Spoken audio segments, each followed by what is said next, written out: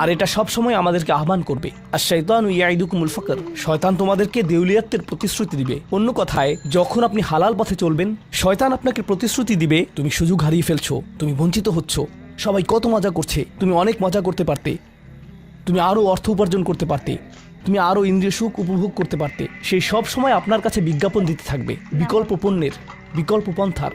নিজের কামনাকে চরিতার্থ করার কিছু যায় আসে না যে কতটুকু কোরআন মুখস্থ করেছেন, কিছুই যায় আসে না যে কি পরিমাণ তাহাজ্জুদ আপনি পড়েছেন, এগুলো কোনোটাতেই আসে যায় না।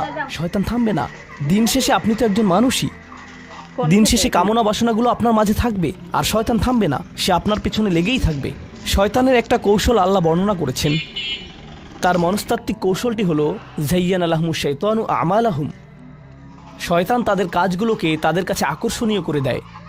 শয়তান আপনার কাছে আসবে, এ কিন্তু শব্দ আপনাকে আছে প্রলুব্ধ নাকি? করবে। তখন আপনি বলবেন, এ কি হ্যাঁ এটা খারাপ,